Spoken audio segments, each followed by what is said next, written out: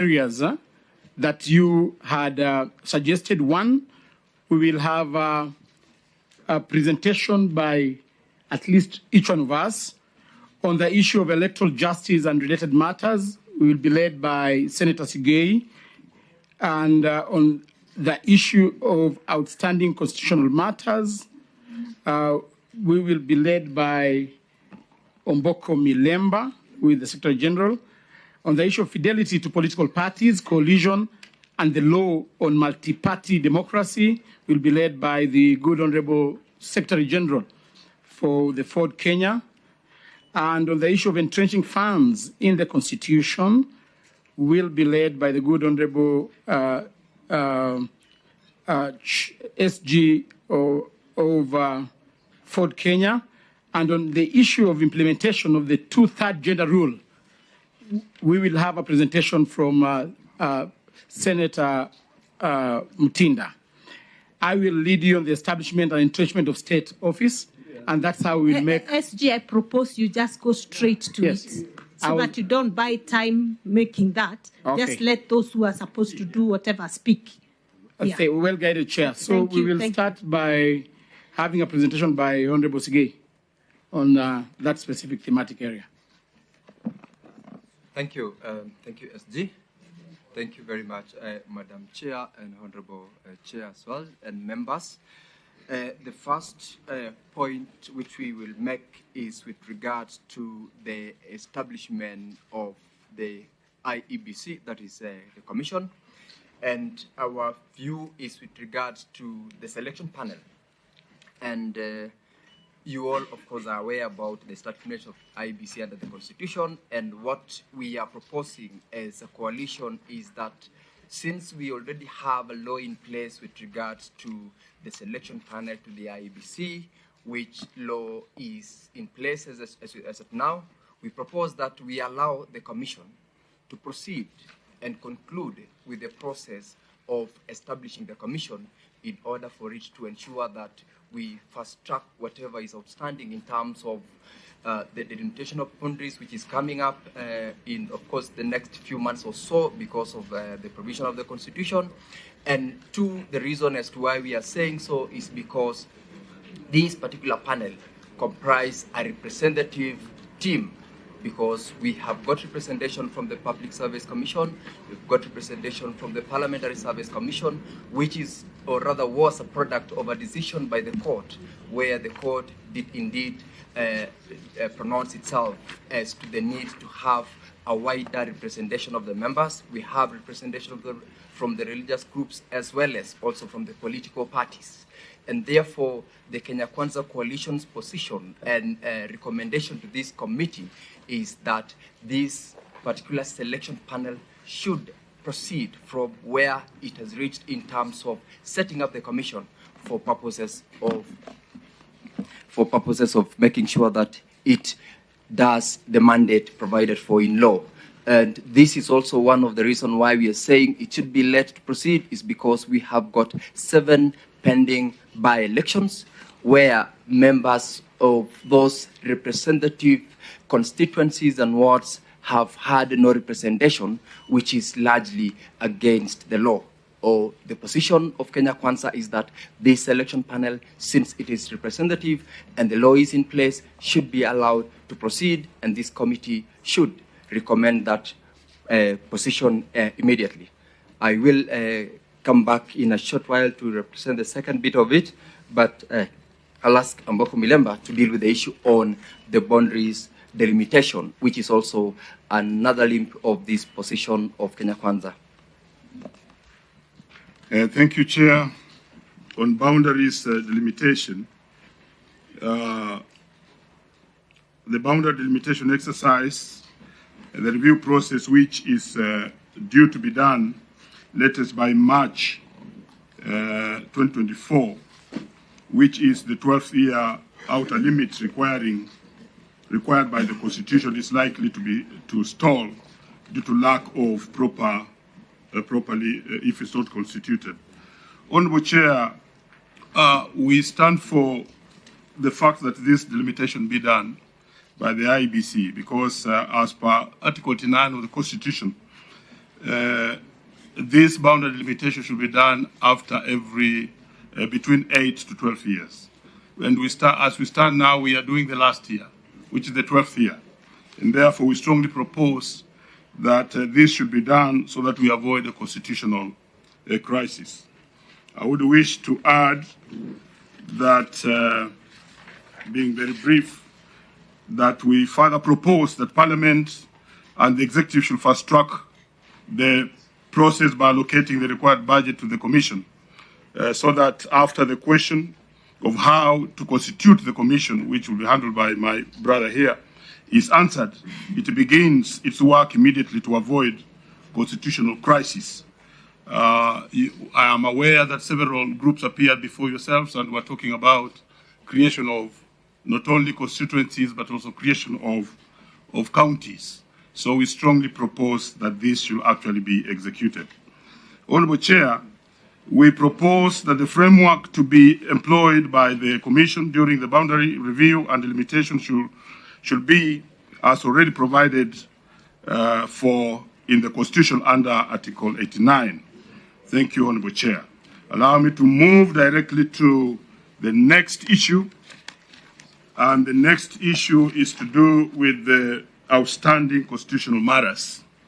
I would want to begin by sharing with the many Kenyans who have suffered in many ways courtesy of the cost of living, and really stand with them having been bred from a village point of a background. Honourable Chair, we understand the cost of living as an economic concept that refers to the general price level for goods and services that the average consumer will purchase for their activities of daily living. And we appreciate that these prices indeed are high, but we also appreciate that you know very well, Honourable Chair, that as a result of the international happenings that are not limited to the global inflation, to the high cost of living worldwide, the Ukraine war, and even the COVID pandemic, and further coupled with the local challenges that are not limited but include the prolonged drought we had in the last year, which was very, very prolonged.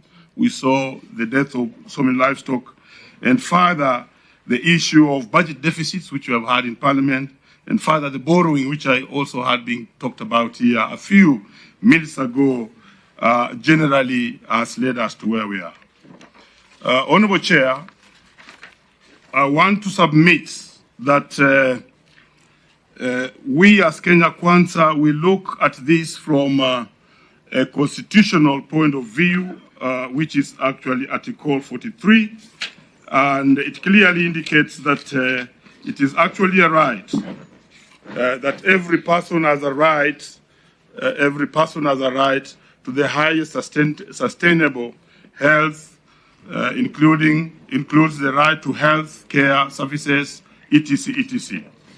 I want to submit, Honourable Chair, that as the Kenya Kwanza government on the food security, the interventions undertaken by the government to actually increase on input subsidies in the sector of agriculture by, for instance, lowering the cost of fertilizer and other inputs, and also making sure the quality of these inputs to our farmers are of high quality, both the seeds, the pesticides, and also reducing the cost of agriculture, which was originally 7,500 to now 2,500, should greatly go in putting to actually reduce the cost of living and actually reduce the cost of the essential food services. And I'm happy yesterday when I was watching the TV now, I see the farmers complaining about stores and not lack of the maize itself. And they're actually saying that we need to move in as government quickly to actually provide stores for these foodstuffs and actually avoid post-harvest wastage. On the issue of housing, Honourable Chair, I want to undertake that as Kenya Kwanza, we have boldly moved to deal with the issue of housing, and that's why we had the acrimonious finance bill, as you all know, which dealt with the housing situation. And we are targeting that we should be able to increase the housing situation in this country, and therefore reduce the mortgages to about 10,000, and also make sure that the number of mortgages rise from 30,000 to 100 to 1 million every year. And by doing this, we hope that the issue of housing is going to be taken care of. Let me also move to the issue of health, Honorable Chair, that Kenya Kwanza is a government in place has moved to make certain laws which will actually make sure that we are able to provide the universal health care. 2 weeks ago, you remember, some of you were with me in Parliament when we did pass the 2 bills. That was the Digital Health Care Bill, and we also did pass the Social Health Care Bill. And there are 2 more bills which are in the Senate, which are crossing over to the to Parliament, so that we may deal with this. And I'm happy that the Constitution pronounces itself on the issue of emergency health care. And I'm happy in one of the bills, that's the Social Health Care Bill, we did create an emergency fund for those who are actually will be affected by emergency diseases. And that will go a long way to help secure the health sector so that everybody is able to have universal health care. And furthermore, we as Kenya Kwanza are actually mainstreaming the what you used to call the CHVs, but now called the promoters, the health promoters on the ground, so that we can actually deal with the healthcare from the basis of the ground, rising up to the top. In the digital healthcare bill, you will understand that this will enable doctors to be shared across the country. And if we have a test that has been done in Nairobi Hospital, we shall not need a patient to go all the way in other places, and that will reduce the cost of healthcare. Honorable Chair, I want to further submit that on 20th October, Mashujaa Day, the government will launch a comprehensive healthcare model that will solve the existing stalemate in the sector. For the sake of time, let me not mention everything, because we shall be giving a written memorandum. That's a good way forward. Yeah. Honorable Chair, on the issue of audit of the 2022 presidential election, I will wish to pronounce ourselves on that matter, and this is the position of Kenya Kwanza, that we believe that that is watered down the bridge. We are a country that upholds the rule of law, and we are all aware that the judiciary had already pronounced itself on that matter. The highest level of the judiciary, that is the Supreme Court, had already pronounced itself on the matter of the 2022 presidential election. I would like to urge Kenyans that let us all be law-abiding citizens and allow the law to prevail. That is our position as Kenya Kwanza. So I will want to invite Honorable Mtinda to present the issue on two-thirds gender rule. Very good.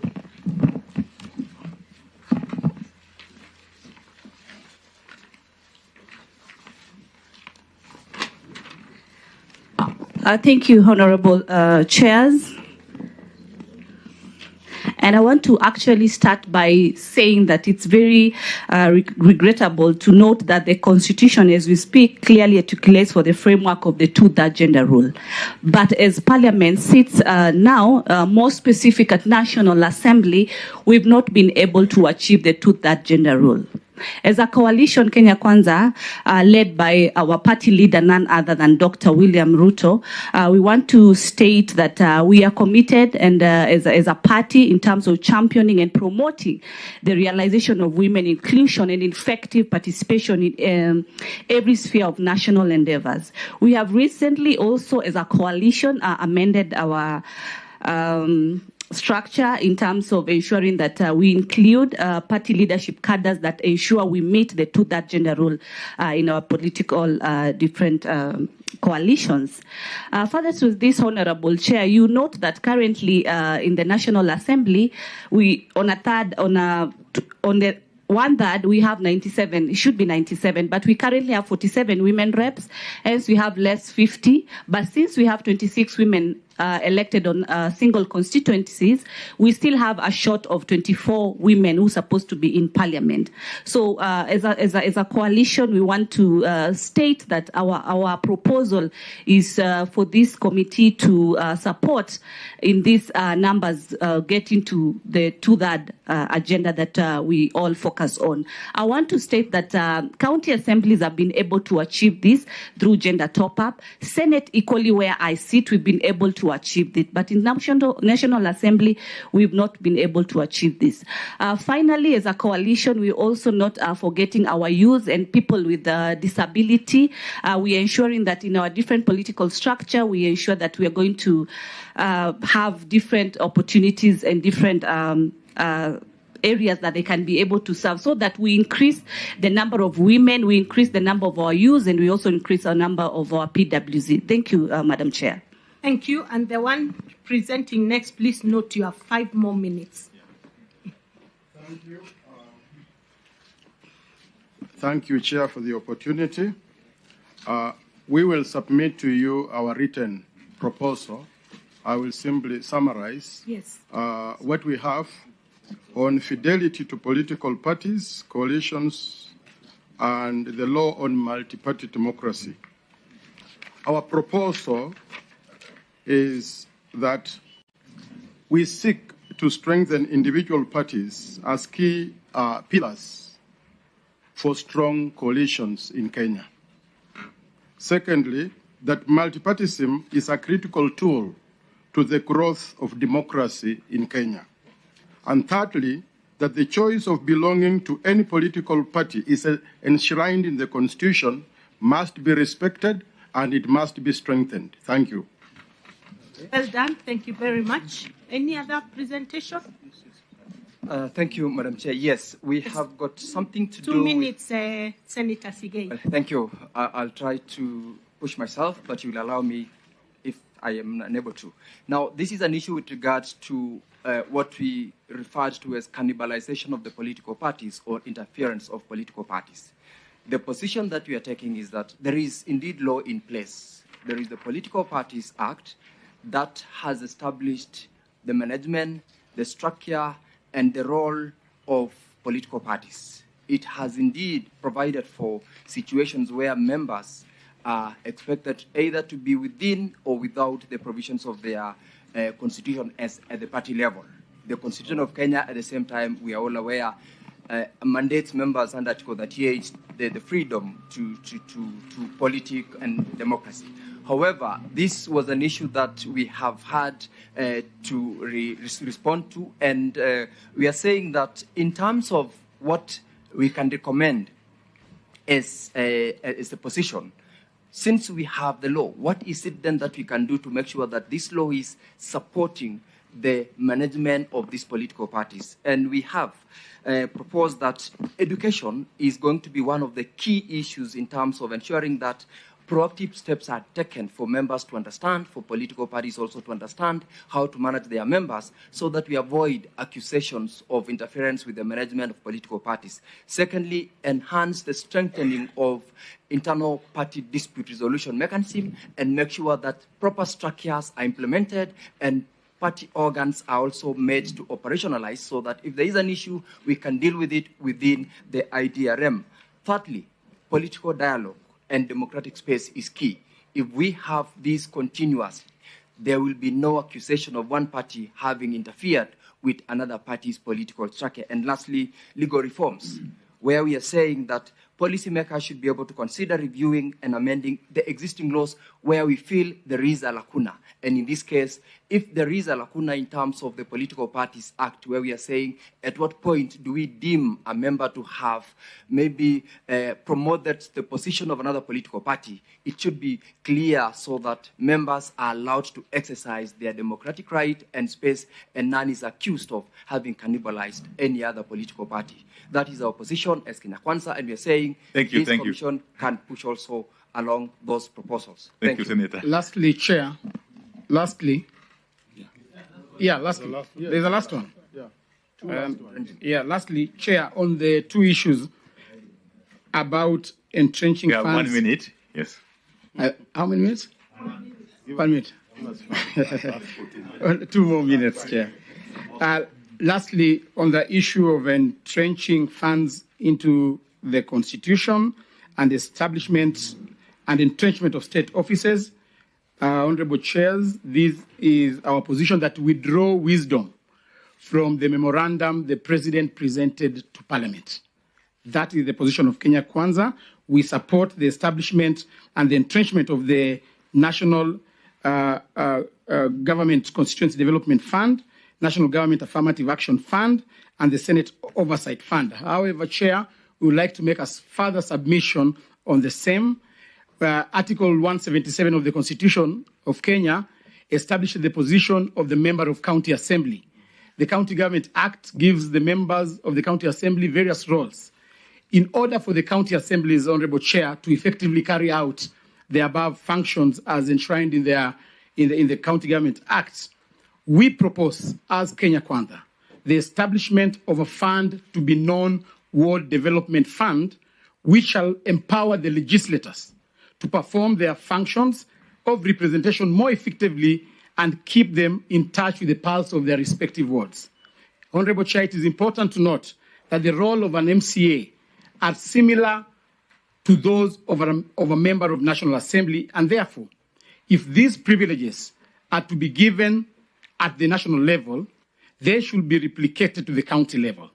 These funds will help the MCAs, Honorable Chair, to fulfill their promises and pledges they made during their elections. Honorable Chair, we further suggest that to achieve, this fund will achieve equalization across the country and can be a solution to the marginalized groups within the counties who are agitating for secession. Honorable members of the committee, you would agree with me that the member of County Assembly position is an incubation stage for nurturing and mentoring future leaders who will scale up in political ladder of leadership.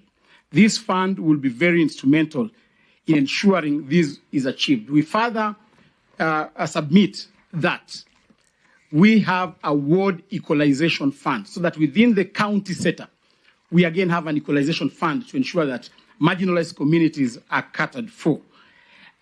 We are further suggesting, as Kenya Kwanza, to have the county oversight fund, the same way a senator has been proposed to have an oversight fund to oversight the governors, to play the oversight role. We are proposing, let us build capacity for members of county assemblies. We've seen members of county assemblies being bought left, right, and center because they do not have a fund. That will make them autonomous from the governor. Lastly, on the issue of entrenchment of the 2 officers, the leader of opposition and the office of the Prime Cabinet Secretary, we support, and especially as Kenya Kwanza, we want to affirm that we support the entrenchment of the leader of opposition. It is our considered view that Parliament should enact the legislation to establish the office of the leader of opposition. This is an important office in promoting inclusivity. We have repeatedly witnessed violence after every electoral cycle due to the perceived winner-takes-it-all scenario. Creation of this position would be a means to alleviate the perennial problems, strengthening oversight and deepening democracy. Honorable Chair, we are conscious of the Bill of Rights as enshrined in the Constitution. We propose a legislation to regulate the right to demonstration and picketing enshrined in Article 37. Lastly, the legislation should specifically address and provide mechanism to bar political leaders who lead violent demonstrations from vying from any further elective position. Further, the legislation should mandate the organizers of the demonstration to gazette the venue, time, and reason for picketing. The legislation should provide measures that will ensure the leaders and organizers of violent demonstrations, which may occasion destruction of property and loss of life, to be held liable. These will encourage sanity and order in our political class. That is our submission as Kenya Council. Thank you, SG. I think you're done, and thank you very much. I only want to ask you one question. Yeah. In the case of the office of the official of the leader of opposition, should that person sit in the Senate or in the National Assembly? For purposes, or outside? No, just note down. And I've got a follow-up question. Because save for about 2 or so words that you uttered, I hope you could listen to me. Okay. SG, can listen to Andai. Yes, I was getting worried because in the memorandum that you alluded to, that was sent to Parliament, and in your written memorandum here. You don't have a written memorandum. What is this? Sorry. No, that's yours. No, let's be orderly. We haven't. That's not Okay, so we ignore this one. Yeah. Okay. Sorry, Chair. Our staff have circulated a memo. It bears your name. I started by saying we do not have a written memorandum. We will do oral submissions. But what is this? Yeah, and this was occasioned by the contents of your letter. You told us to come make oral presentation. Fair enough. Fair enough. So we ignore this. Ignore. Please. Okay. We take this as a strange document. Very strange. Very that strange. found its way here strangely. Very strange.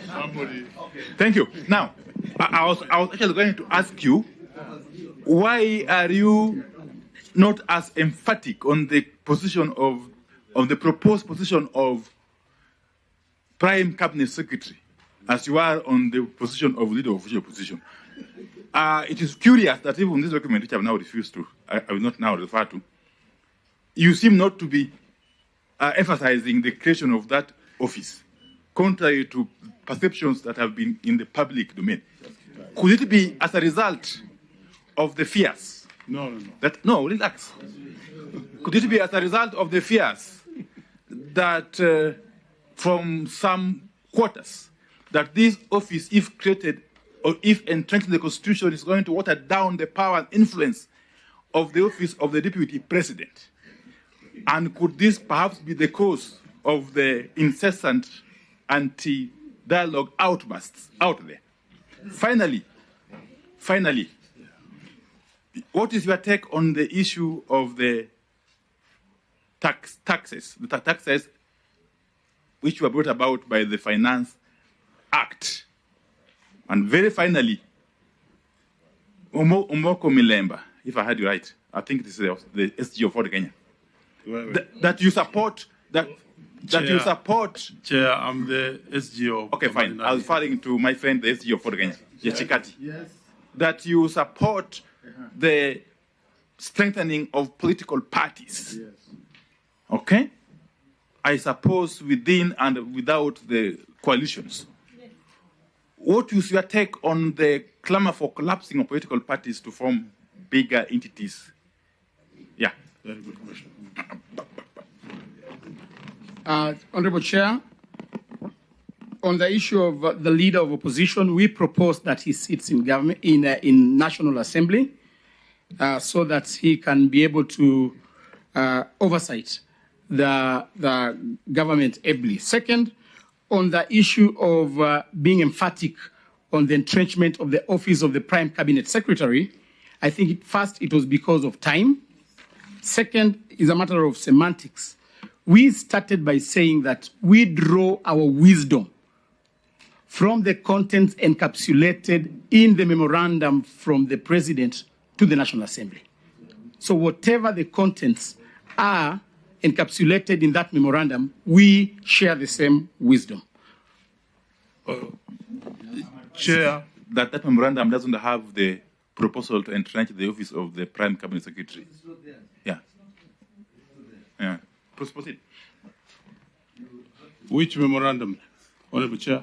The one that was sent to the President, to the National Assembly. Or whichever way, we as Secretary General has said, we strongly support the entrenchment of the office of the Prime Cabinet Secretary into the Constitution. And we had an array of notes on this, But of course, due to time, we may have not done so much, but we stand for it. And this will help in to create liaison and supervision, which is a pivotal role within the Cabinet Secretary and the Cabinet. So we strongly stand for it and we support it. Thank you. Thank you so much. Our position on the parties is that we propose the strengthening of individual parties as key pillars to strong coalitions. Anything outside that proposal is a clamor which I don't understand. So we stand for that, and nobody is outside that. Thank you so much. It might help SG to make a comment on that, the political party position of UDA in regards to that issue. Can you take it together with my question? Yes, yes. So that he... Yes. Yes, Senator Aaron. Yeah, thank you. Thank you to the presentation from Kenya Kwanza. In the presentations and submissions that have been made to us on the particular topic of audit of the 2022 presidential election, I heard you say that the position of Kenya Kwanza is that this matter is closed and done with, in the sense that it was concluded at the Supreme Court. However, there are people who've come before us, and in their presentation, they have said that is a political view in response to a political question raised by Azimio. Because our understanding, which I want to believe is the same matter that you're responding to, is that they are contesting the election result. However, many people, including the church, I don't know if you had a chance to listen to NCCK present, and so many people that have come before us, have told us, have a broader view of this issue. Look at it as an audit of our electoral process, which results are just part and parcel of. That there is a bigger perspective through which you can have a view to making our electoral processes better. What are the issues that have arisen, matters of contestation over every electoral cycle, and how that can better prepare us for the next electoral cycle. If that was made to be your understanding of what an audit will be, will you still maintain the same view that that matter is concluded, or you would agree with those that are requesting this committee to have a broader view of this matter? Thank you, Chair. Thank you, Chair. Honorable Chair, before you go, we still have comments. Chair, I think I want to go next. Thank you, Chair. Thank you, Kenya Kwanza, for your presentations. My simple question is, what is your take on these errand elected officers or members of either county assembly or even the National Assembly who are errand, and they don't even conform with the party, maybe constitution or ideologies? What is your take on them? And secondly, Madam Senator, it's on the 2/3 gender rule. You gave us almost a blanket statement about the government or the parliament having not conformed to implementing. But I wanted you to be a bit specific. Do you have any specific measures and ways which we can use to get to this 2/3 gender rule? Like other parties have been coming here, the public service was here with their team. They gave us suggestions. Gidu was here. He also mentioned even about scrubbing the women rep seat and maybe creating something else. Do you have anything specific that you can recommend to this committee? Thank you. Mine, Chair, is just a comment. Yes. They might choose to answer it in a different way, but because also this committee is conscious that part of us are Kenya Kwanza and the other parties as Azimio, I think the fact that we've participated in our full element, Opio and I, is testimony that what you call outbursts are just opinions, and that we continue to support this process fully, including its outcomes. Thank you. Please respond, and we'll give you 3 minutes to just respond quickly to those issues. Chair, we will try to respond in 3 minutes, questions that were asked in 9 minutes. Okay. we will abide, Chair. Chair, I will start on the issue of whether the issue of whether we agree that we should audit the process of the elections. Our position is that we can open up on the issue of auditing the process, and that is a mandate that is given to the Independent Electoral and Boundaries Commission. And therefore, I think that goes without any opposition that as Kenya Kwanza, we agree. And since we are a democratic country, we can audit the process. We look into areas which we can improve as a country, because elections are supposed to be transparent and in a manner that people can be participating in the formulation of the rules of the election. Second, on the issue that you raised about strengthening of political parties, I want to strongly agree with the Secretary General of the Ford Kenya that let us strengthen political parties, because we fought so much in this country. We shed blood to achieve the multi-party democracy. And therefore, our position is that let us strengthen political parties. But the big question is, how do you strengthen your political party? You strengthen by recruiting members.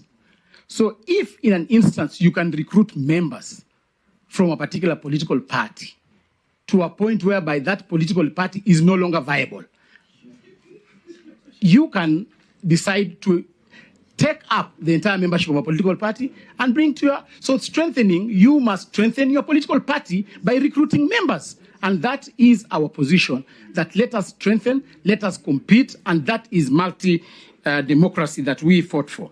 On the issue of errant MPs going against their party positions, I think we already have a legislative framework on that. The Political Parties Act is very clear. It's just a matter of enactment. So, Honorable Wambilianga, enforcement. Enforcement. It's already enacted. Enforcement. So it's just a matter of enforcement. So that has already been provided for in the Political Parties Act and other related legislation. Conclude, SG. 1 minute before he concludes, Chair. Yes. On the issue of political parties, we as a coalition are very much aware about where we came from in terms of the one-party state. And like we said correctly, we want to strengthen the political parties. And let me further indicate that we also, this is what I wanted to bring out, that also coalitions, we also need to strengthen development of coalitions that can actually purpose to drive a certain area.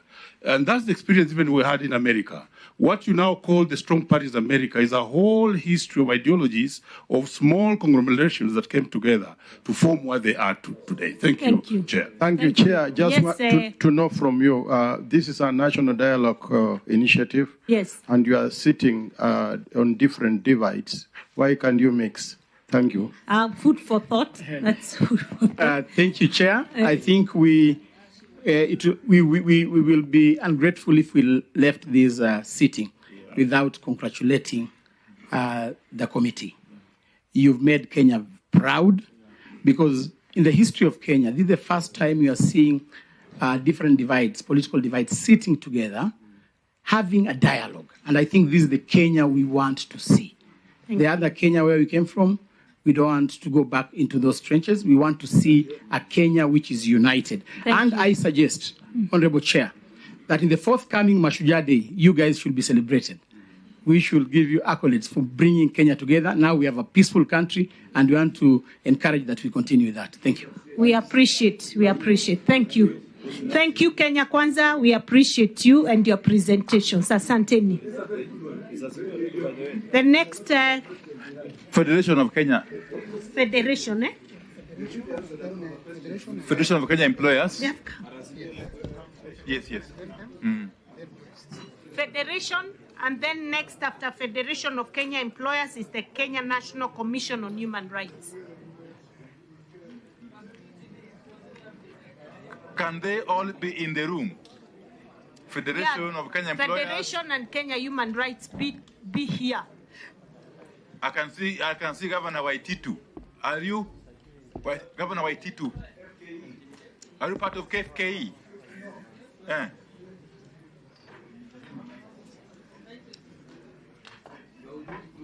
Which group are you with? Honorable Waititu? Or you as personally? Can we hear you?